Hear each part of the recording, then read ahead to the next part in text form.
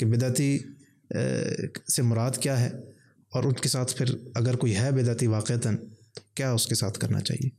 جی ہاں، اس میں اصل چیز بدعت کی جو تعریف ہے وہی ہے کہ جو چیز جس کا تعلق دین سے ہے اور اس کو ایجاد کرنا جب کہ وہ دین میں نہیں ہے اور پھر اس کو دین کا حصہ بنا دینا، اس کو بدعت کہا جاتا ہے۔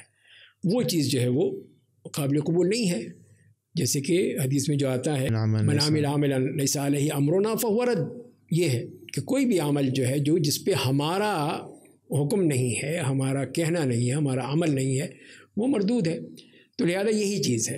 اور دوسری بات جیسے کہ وہ امام مالک رحمہ اللہ کے قول آتا ہے کہ انہوں نے کہا کہ جس دن یہ آیت نازل ہوئی تھی کہ الیوم اکملت لکم دینکم واتممت علیکم نعمتی ورضیت لکم الاسلام دینا، وہی دین تھا جو اس دن موجود تھا۔ اب اس کے بعد جو اس میں جو بھی اضافہ لوگوں نے کیا، اللہ اور اس کے رسول تو جو کہیں وہ تو ہے ہی دین، لیکن اس کے علاوہ جو کسی نے دین میں اضافہ کیا وہ بدعت ہے۔ یہ انہوں نے اس کی ایک ریڈ لائن بتا دی۔ تو لہذا پھر یہی ہوا کہ کوئی چیز بھی جو کہ نہ نبی کریم صلی اللہ علیہ وسلم کے زمانے میں تھی، نہ صحابہ کرام کے زمانے میں تھی، نہ خلفائے راشدین ہیں، صحابہ کرام ہیں، اور جتنی بھی ادوار گزرے ہیں اسلامی تاریخ کی، اس میں چیزیں نہیں تھیں، آج وہ ہم بیٹھ کے کرنے لگیں تو وہ کیسے دین کا حصہ بن جاتی ہے؟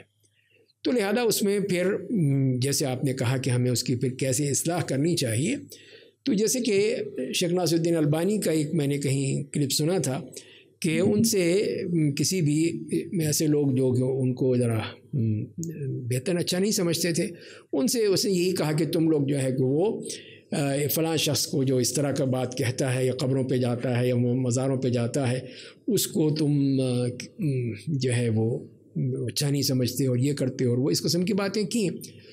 تو نے کہا کہ اگر کوئی شخص اس طرح کی جا کے کسی قبر سے جا کے کوئی مانگتا ہے، اس سے استغاثہ کرتا ہے، اس سے کچھ مانگتا ہے، تو تم کیا کہو گے؟ وہ کافر۔ فوراً اس نے کہہ دیا، کہا ہم کافر نہیں کہتے اس کو، ہم اس کو سمجھائیں گے، بتائیں گے، اصلاح کریں گے اس کی۔ یہ فرق ہے ہمارا تمہارا، کہ تم نے تو فوراً فتویٰ جھاڑ دیا کہ وہ کافر ہے۔ ہم یہ کہتے ہیں کہ وہ ٹھیک ہے، غلطی کی ہے اس نے، لیکن ابھی اس کو ہم نے بتایا وہ جاہل ہے، اس کی جہالت کا علاج کرنا ہے، اس کو اصلاح کرنی ہے، اس کو بتانا ہے کہ یہ دین نہیں ہے، دین یہ ہے۔ تو وہ جیسے کہ ایک وہ کلپ شاید آپ نے سنا بھی ہو کہ ایک صاحب تھے کہیں کسی مجلس میں، تو وہاں پہ ایک سعودی عالم تھے، تو اس نے کسی نے کہا کہ یہ سعودی تو یہ مانتے ہی نہیں ہے عید میلاد النبی، یہ تو مناتے ہی نہیں ہیں، یہ تو بڑے یہ ہیں وہ ہیں، اس نے بات کی۔ تو کسی یعنی غیر سعودی تھا وہ، تو سعودی جو عالم تھے انہوں نے کہا کہ اگر میں آپ سے کوئی بات چیت کرنا چاہوں، اس معاملے پہ مکالمہ کرنا چاہوں تو آپ کریں گے؟ ہاں ہاں ضرور، بتاؤ کیا کہہ سکتے ہو؟ نے کہا کہ حل ہوا طاعت، کہ حل ہوا طاعۃ معصیہ، کہ یہ عمل جو تم لوگ کرتے ہو کہ یہ طاعت ہے یا گناہ ہے؟ تو وہ چارہ چکرا پھر کہنا کہ یہ اطاعت ہے، معصیت تو کہہ نہیں سکتا تھا۔ تو ان کا اچھا اطاعت ہے۔ حل علمہ نبی صلی اللہ علیہ وسلم، کیا نبی کے وسلم کو معلوم تھا کہ یہ اطاعت ہے؟ تو یہ بھی ایک بڑے کنفیوژ قسم کا سوال تھا اس کے لیے۔ اگر کہے کہ معلوم تھا تو یہی جواب سوال ہوگا کہ بتایا تھا، ہمیں بتایا تھا، وہ نہیں معلوم تھا تو کیسے نہیں، تو پھر تم کیوں کر رہے ہو؟ اب یہاں پہ بھی وہ پھنس گیا بیچارہ۔ تو اس نے آخر کہہ دیا کہ ہاں معلوم تھا۔ تو معلوم تھا تو پھر کہاں ہمیں بتایا کیوں نہیں؟ پھر جب آپ کے علم میں تھا یہ معاملہ تو آپ نے کہیں بتایا ہمیں؟ کوئی دلیل ہے تمہارے پاس؟ تو وہ بیچارہ پھر کہا کہ نہیں بتایا تھا۔ تو پھر کیوں نہیں بتایا؟ یہاں سے اس کو اس طرح اس کو انہوں نے واضح کر دیا کہ یہ چیزیں جو ہے تم اس کو ثابت نہیں کر سکتے، اگر تمہارے پاس کوئی دلیل ہے تو تم خود ثابت کرو گے اس کو۔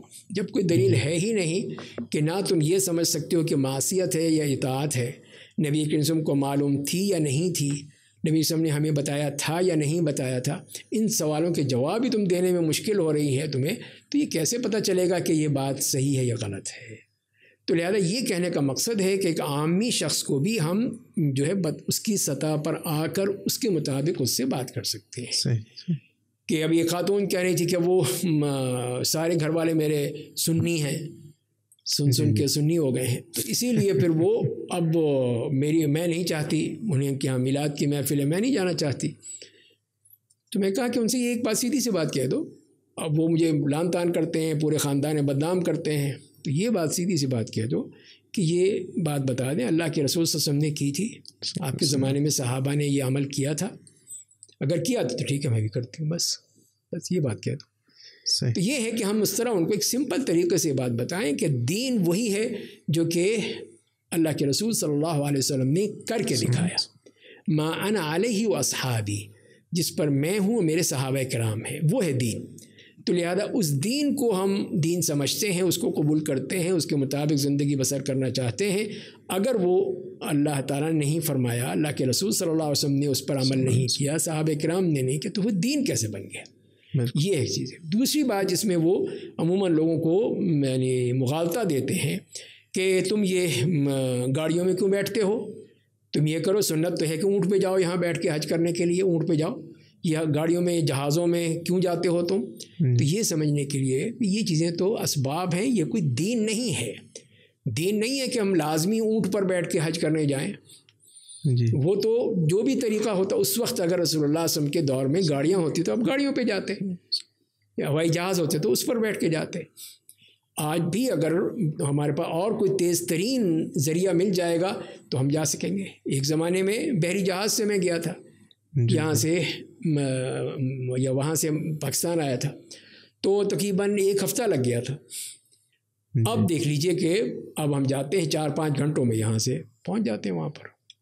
اب ہو سکتا ہے کہ آئندہ زمانے میں کوئی اتنی تیز رفتار کوئی وہ جہاز آ جائیں، ہوائی جہاز آ جائیں جو ہمیں آدھے گھنٹے میں یا پون گھنٹے میں پہنچا دیں. ہو سکتا ہے یا نہیں ہو سکتا؟ بالکل. تو یہ چیز ہے. تو یہ کوئی دین نہیں ہے اس پہ یہ کہا جائے کہ نہیں یہ تو تم یہ کرتے ہو تم وہ کرتے ہو. اسی لیے کہ اصل چیز جو بدعت کی بات ہو رہی ہے وہ دین میں ایجاد جو ہے وہ قابل قبول نہیں ہے. ہمیں وہ خالص دین چاہیے جو اللہ تعالیٰ نے بھیجا ہے، اللہ کے رسول صلی اللہ علیہ وسلم نے اس کو ہمارے سامنے کر کے دکھایا ہے، ہمیں اس کو قبول کرنا ہے.